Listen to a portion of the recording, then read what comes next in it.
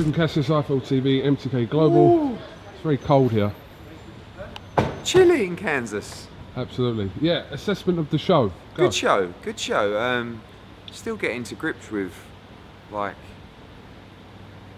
the mentality of the fans. Like, obviously, Brandon Rios is from Kansas, so is Nico. And then a lot of them go home after they've boxed when you've got Clarissa Shields and Jarrell Miller. Like, you imagine in the UK, I don't know, say that you were a Dave Allen fan and you bought tickets and you went to Bellew against Usyk and then you went home after Dave Allen. We've seen this. Why didn't you just put Nico at the end? Because I don't want to put him up after the main event because it's kind of a little bit disrespectful. Yeah. And also wanted him on TV as well. So there's the answer to your question. I thought Rios against Alvarez was a great fight. Mexican War. Clarissa Shields, good win. Jarrell Miller's going to be a big problem. He's an absolute pest. And he's going to oversize and overpower a lot of heavyweights. And he's going to be in big fights next year. Rosado against Arias. I felt like Rosado won the fight by a couple of rounds. And good wins for Nikita Ababi. Anthony Sims Jr. Poor matching, to be honest with you. Look to bring him over to the UK in December, I hope. And now building, particularly for Jarrell Miller in January. Looks like out again in New York. Who? Because he's kind of... Yeah, I mean, there's a guy called Trevor Bryan who's like 20-0. He's a WBA interim champion. He's from New York as well. It's a good fight between two big heavyweights. And, you know, he's ready, really, to be jumping in those fights. Just a case of keeping him active and keeping him relevant and waiting for those big fights to drop. It's not easy to manufacture a shot at the world heavyweight title when there's two champions and they're both pretty much tied up. Clarissa Shields? Good performance. I mean, I like to see people try and be a little bit more explosive. I mean, I felt like that with Arias.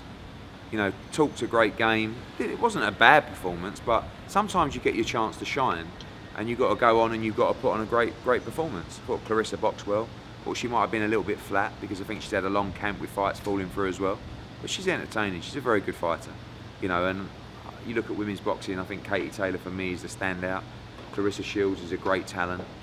Breakhouse as well. You know, it's starting to become big entertainment. I mean, with Miller, I mean, why can't you match him up with one of the Brits? So, well, who?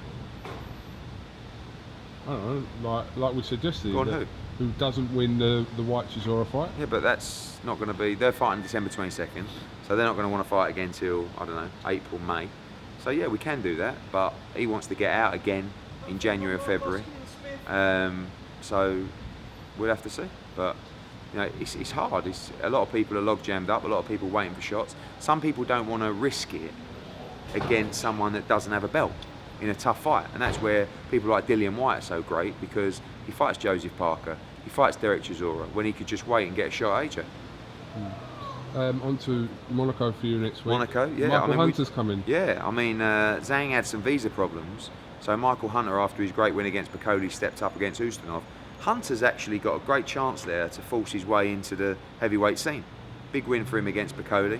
Tough fight for Frank Buglioni next week against Venlong Meng from China. Kao Yafai defending his world title.